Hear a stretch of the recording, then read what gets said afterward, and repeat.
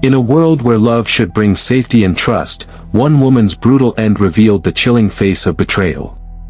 Jyoti Shyamdasani's tragic story is not about a stranger's violence, it is about a betrayal so cold, so calculating, that it came from the person she trusted most. A seemingly perfect marriage masked a storm of lies, infidelity, and greed, spiraling into a horrifying crime that would shock an entire city.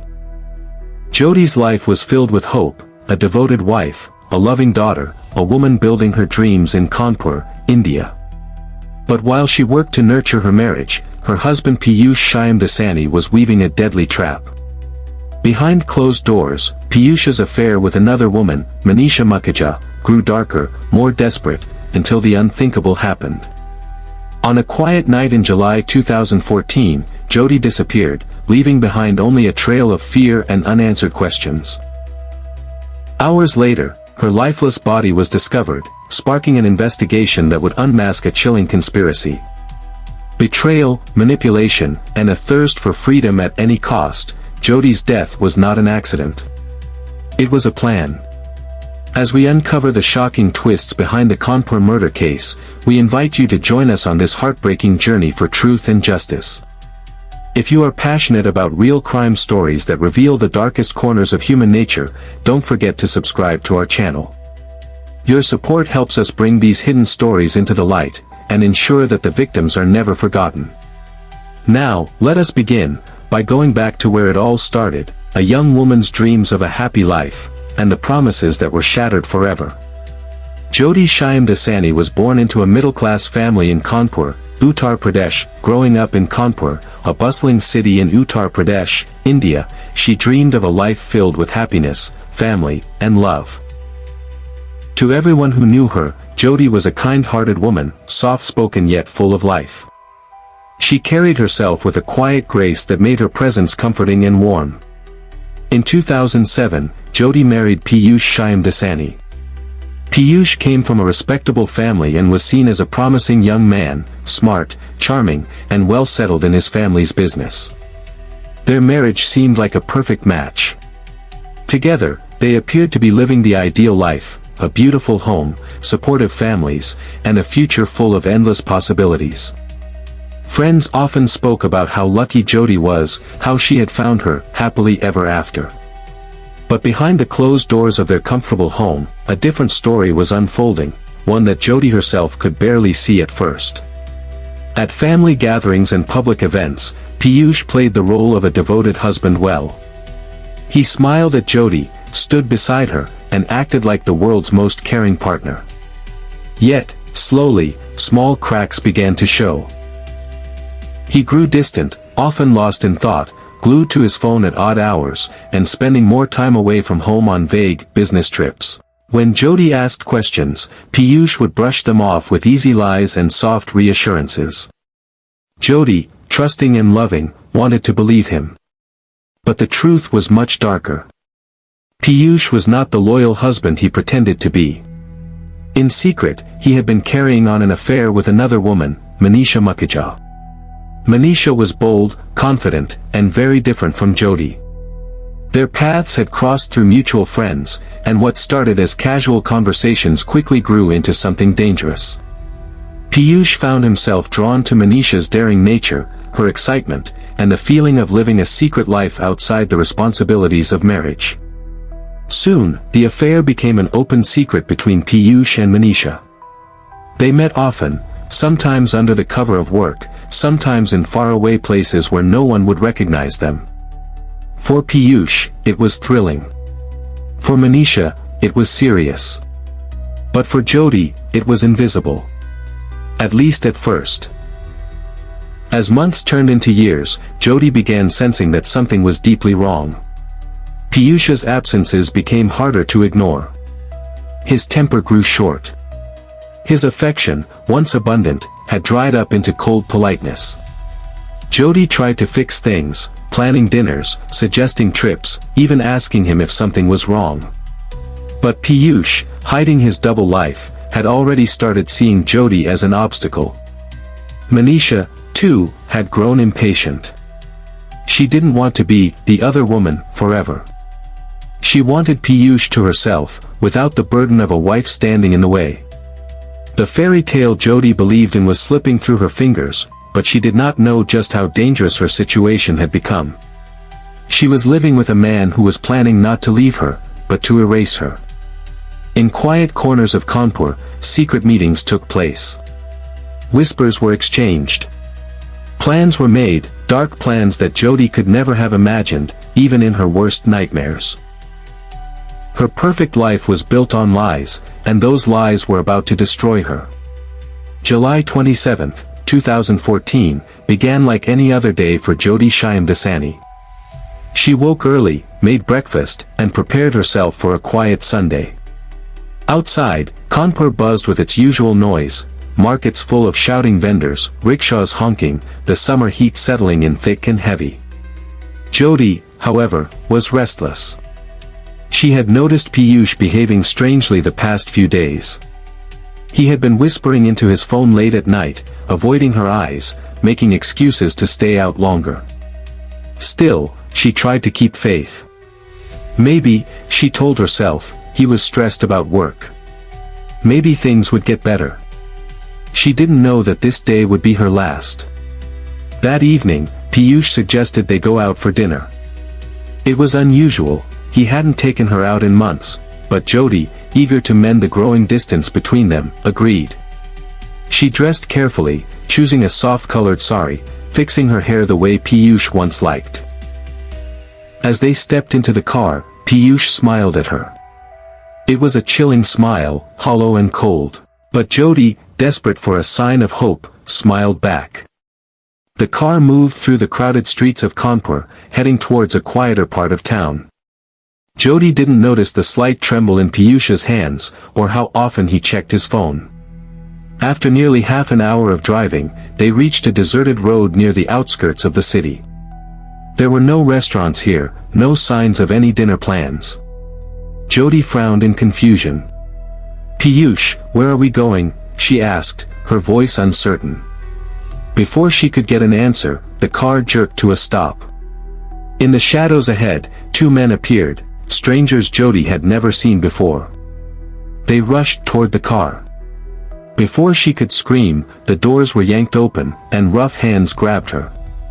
Jyoti struggled, kicking and shouting, but it was no use. The men were strong and merciless. One covered her mouth, muffling her cries. The other bound her hands tightly. And through it all, Piyush sat still, watching silently, as if none of it was happening. Her heart broke in that moment. Not from fear, but from the cold betrayal staring back at her through the eyes of the man she had once loved. The men forced Jyoti into another car waiting nearby. She fought harder, but her voice, full of terror, was swallowed by the empty streets. No help came. That night, Jyoti disappeared without a trace. The next morning, Kanpur woke up to chilling news. A woman's body had been found in a deserted field on the city's outskirts. Locals, noticing a foul smell and seeing crows circling the area, had stumbled upon it. The police arrived quickly. What they found was horrifying. The body was that of a young woman, dressed neatly in a torn sari.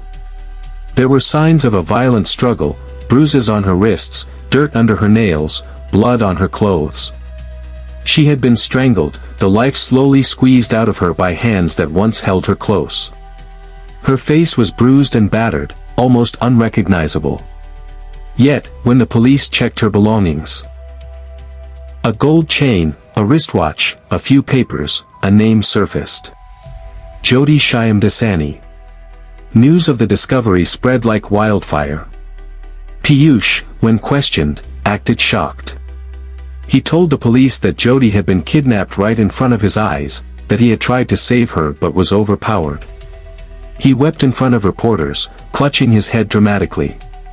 At first, many believed him. After all, who would think a husband could plan his own wife's murder? But seasoned investigators noticed things that didn't add up. For one, there were no injuries on Piyush. Not a scratch. If he had fought to save Jyoti, as he claimed, why did he look untouched? Secondly, Piyush's story kept changing. First, he said there were 3 kidnappers. Then 2. Later, he couldn't even describe their faces properly. His eyes darted nervously during questioning. He avoided direct answers. His grief seemed more like an act. The police grew suspicious. Digging deeper, they uncovered another troubling fact. Piyush had not reported Jyoti missing until several hours after the so-called kidnapping. He had plenty of time to alert the police immediately, but he hadn't. Something was terribly wrong. Meanwhile, Jyoti's family, heartbroken and furious, demanded answers. They had never trusted Piyush completely. Now, their worst fears were coming true. The detectives assigned to the case, hardened men who had seen plenty of crimes before, began to piece together a chilling theory: Jyoti's death wasn't a random act of violence. It was planned. Carefully. Coldly. And the man who should have protected her was the very one who had signed her death warrant. As police gathered more evidence, cracks in Piyush's perfect act began to widen. Forensics confirmed that Jyoti had been strangled manually. It was a personal killing, fueled by rage or desperation. This wasn't the work of random street thugs. This was someone who knew her.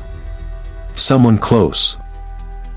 Call records from Piyush's phone revealed hundreds of secret conversations with an unknown number.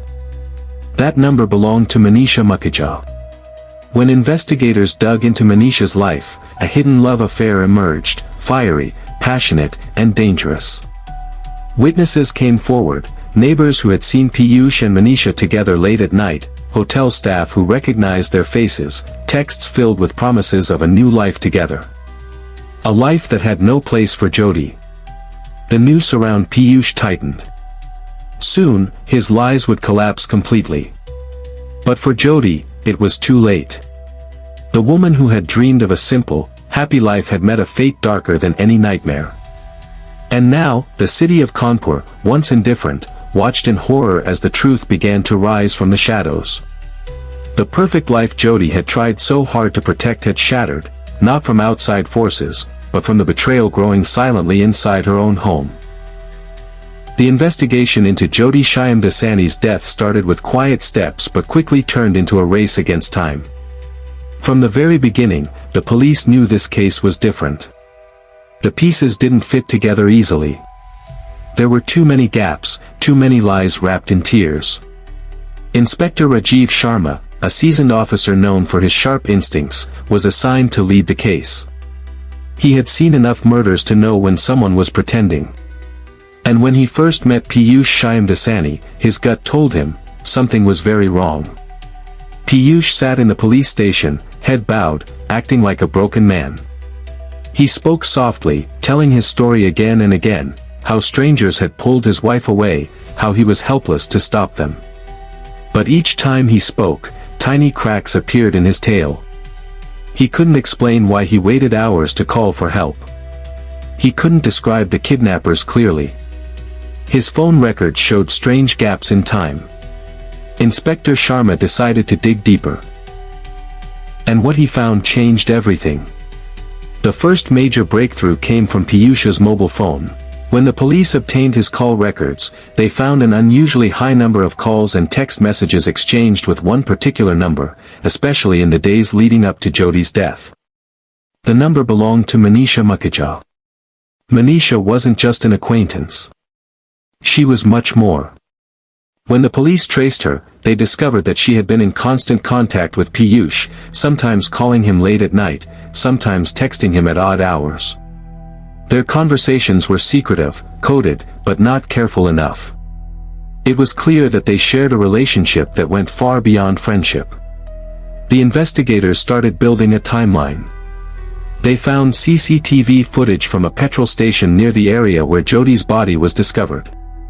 One night before the murder, a camera captured Piyush's car, along with a second vehicle that seemed to be following him closely. When the plates were traced, the second car was linked to one of Piyush's friends. A man named Deepak, known to police for petty crimes. This was no random involvement. It was a piece of a bigger, darker plan. Piyush had not acted alone. He had help. In a surprising twist, another clue came from the one place Piyush had overlooked, Jyoti herself. When the police searched Jyoti's belongings, they found a diary tucked away in her wardrobe. It was a simple brown notebook, worn at the edges. Inside, in neat handwriting, Jyoti had poured out her heart.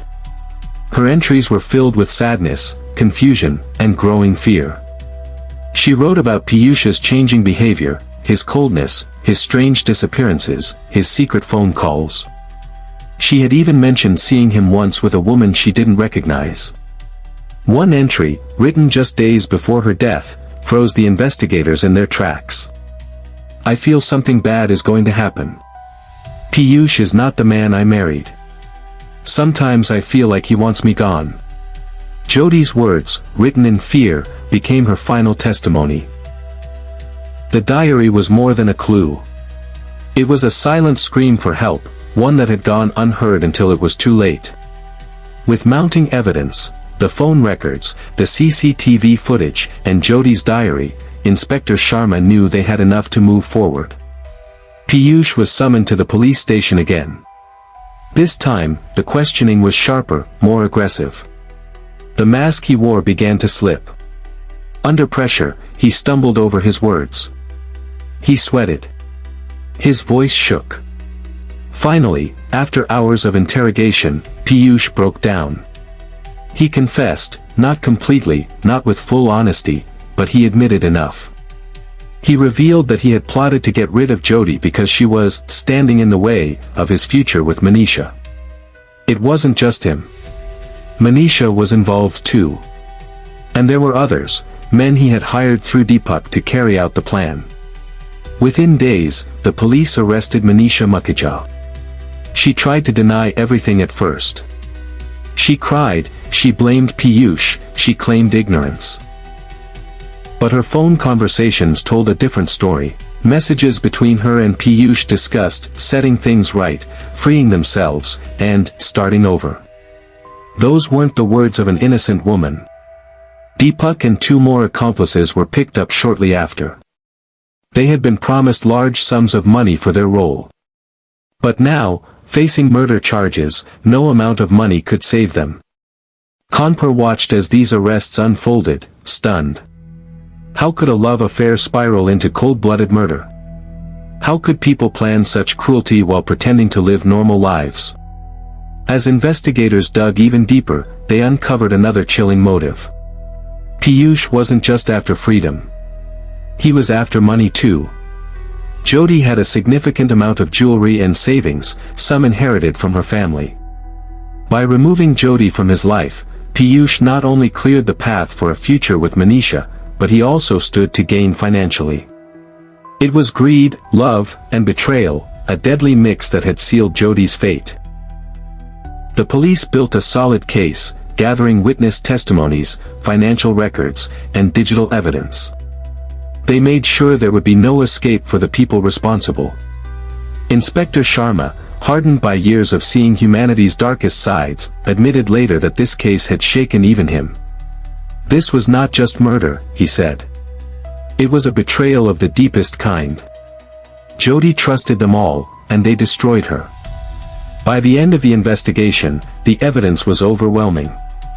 Piyush, Manisha, and their hired men stood exposed before the law and the public. But the road to justice was not over yet. Trials would follow. Witnesses would come forward. Lies would be challenged under the cold, harsh lights of the courtroom. Jyoti's family, broken but determined, swore to fight until every one of them was punished. As for Kanpur, the city that had once looked away, it now watched with wide, unblinking eyes. The murder of Jyoti Shyamdasani was no longer just a tragic story. It was a warning. Betrayal sometimes wears a loving face. And evil can live inside the people you trust the most. The city of Kanpur held its breath as the trial of Piyush Shyamdasani, Manisha Mukhija, and their accomplices began. It was no longer just a murder case, it was a story of love turned to poison, a betrayal so deep that it shocked even the most hardened hearts. The courtroom was packed every day. Journalists, curious locals, and Jyoti's grieving family filled the benches. Everyone wanted to see justice unfold before their eyes. Piyush, once a proud and confident man, now looked small and weak. His head hung low. Manisha sat beside him, her face pale, her hands trembling. The hired men, Deepak and the others, stared blankly at the floor, already resigned to their fate. But inside that courtroom, mercy would find no place. Only the truth mattered now. The public prosecutor wasted no time. He laid out the charges clearly: murder under Section 302 of the Indian Penal Code, conspiracy under Section 120B, kidnapping under Section 363, destruction of evidence under Section 201. Piyush was the mastermind, they argued. Manisha was his partner in crime. The accomplices were the willing hands that carried out the grim task. The prosecutor's voice was steady and sharp. He told the court, this was no crime of passion. It was a calculated, cold-blooded plan to remove Jyoti and take over her wealth.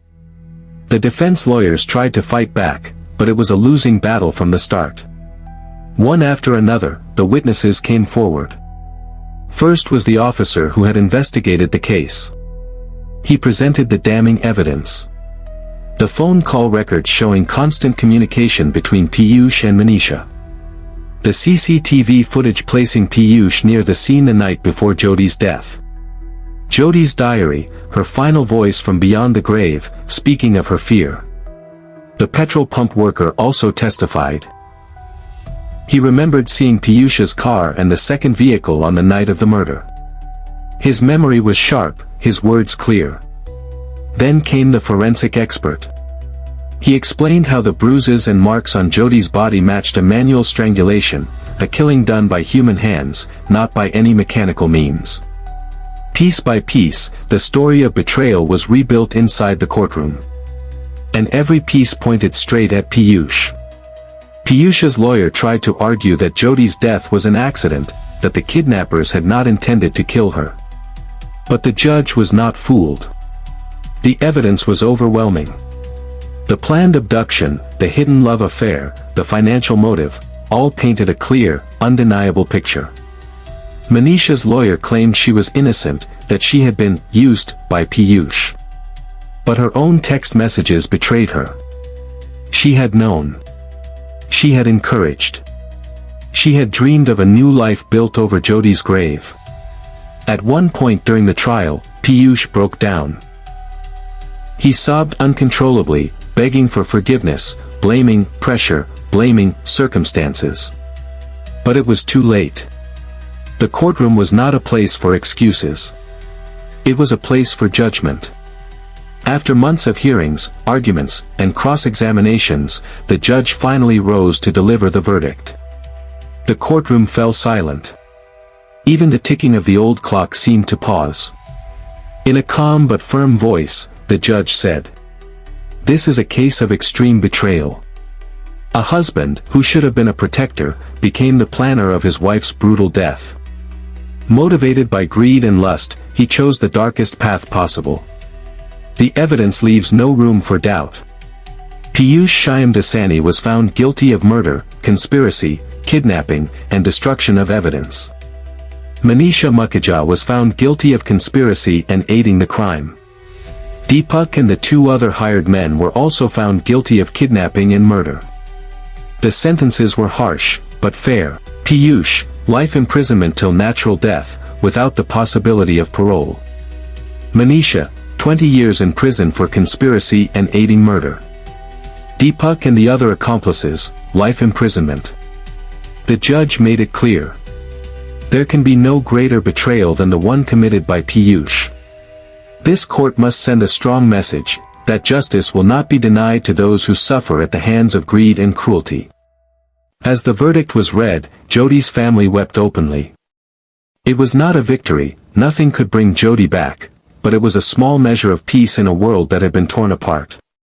Outside the courthouse, people gathered. Some cheered for justice. Others stood in silence, reflecting on the tragedy that had unfolded so cruelly. Piyush was led away in handcuffs, no longer the man who had once charmed everyone around him. Manisha followed, her face hollow, her future erased. And Kanpur, once again, was reminded that evil often wears the face of someone you trust. Jyoti's memory lived on, not as a victim, but as a symbol. A symbol of how truth, though buried deep, can rise again. And how justice, though delayed, can still shine a light through even the darkest of nights. The courtroom doors closed behind Piyush and Manisha, but the echoes of their crime did not fade so easily. For Jyoti's family, the end of the trial was not the end of the pain. It was only the beginning of a long, lonely road filled with memories, regret, and unanswered questions. Jyoti's parents, once full of dreams for their daughter's future, now carried a grief so heavy that it seemed to bend their very backs. Her mother, Rekha, often sat by the window of their small home, staring into the empty street, as if hoping to see Jyoti walking home once again. Her father, Mahesh, grew quieter with each passing day. Once a proud, talkative man, he now spoke only when necessary. Even when surrounded by people, his eyes looked far away, lost in another world where his daughter still lived. Every festival, every birthday, every small family moment, all felt incomplete. An invisible chair stayed empty at the table. A soft voice, once laughing and calling out, was now only a memory echoing through the rooms.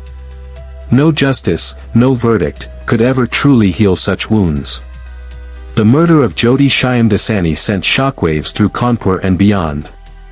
How could a seemingly perfect husband turn into a murderer? How could someone so close plan such evil without anyone noticing? People whispered about the case in tea shops, in schools, in workplaces. Newspapers printed every detail they could find. TV channels ran endless debates about trust, marriage, and greed. Jyoti's smiling photo was splashed across every headline, a face that seemed almost too innocent to belong in such a dark story. Women across the city, and even across the country, felt a new fear settle into their hearts. If someone like Jyoti, living in a respectable family, could fall victim to such betrayal, then was anyone truly safe? Public anger also rose against the slow pace of initial police action. Many demanded stronger protection for women, not just from strangers on the street, but from dangers hidden inside their own homes. Candlelight marches were organized in Jyoti's memory. Strangers who had never known her gathered to mourn her loss and demand that such betrayals never be allowed to happen again. For weeks, Jyoti's story dominated the news. Reporters dug into Piyush's background, exposing his secret life of lies and manipulation. They interviewed neighbors, family friends, and even distant relatives, trying to piece together the warning signs that everyone had missed. Some channels created hour-long documentaries, retracing every step of the investigation. Others invited psychologists to talk about why people kill those they claim to love. Experts discussed issues of greed, emotional manipulation, and hidden violence within families. Jyoti's diary became a symbol. A heartbreaking reminder that victims often see danger coming but have no safe way to escape it. One news anchor ended his program with words that touched many. Jyoti wrote down her fear in a diary because she had no one to hear her voice. We must build a society where no woman feels trapped between fear and silence. The Shyamdasani case didn't just leave emotional scars. It also sparked real conversations about legal and social reforms. Activists and women's rights groups demanded stricter laws for domestic violence and emotional abuse, not just physical harm, but the kind of slow, invisible cruelty that often goes unnoticed until it is too late. Some groups pushed for a new rule, that suspicious deaths within families, especially those involving young married women, must trigger automatic, independent investigations. There were calls to create better support systems, safe houses, hotlines, counseling centers, where women could seek help quietly if they sensed danger at home. Even in the courtrooms, judges began to view cases of domestic betrayal with a harsher lens, understanding that evil often hides behind smiles and sweet words. Jyoti's tragedy, though deeply personal, became a warning for an entire society. Jyoti's family decided that her memory would not end with her death. They started a small foundation in her name, the Jyoti Trust, aimed at helping women recognize the early signs of abusive relationships and offering them counseling and legal help. Every year on the anniversary of her death, they organized a small gathering in a local hall. Friends, family, and even strangers came. They lit candles, shared stories, and spoke out against domestic violence. In their speeches, they didn't remember Jyoti as a victim. They remembered her as a bright, kind, and strong woman who deserved better, and whose story would light the way for others trapped in silence. Her mother once said during a gathering, "They tried to erase her. But now, her light shines through every woman we help, every life we save."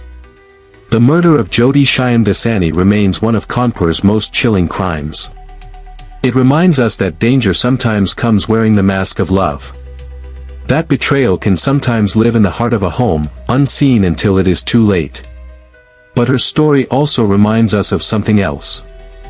That even after the darkest betrayal, truth can find its voice. That even after the deepest sorrow, hope can be born anew. As Kanpur moved on, as life continued its slow march forward, Jyoti's name lived on, not as a whisper of tragedy, but as a call to courage. A call to listen more closely. To trust wisely.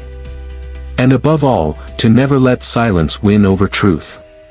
Jyoti Shyamdasani's story is a heartbreaking reminder that sometimes the greatest dangers come from those we trust the most. Her life was stolen, but her voice will not be silenced. By remembering her, by telling her story, we honor every victim of betrayal and injustice. Thank you for watching.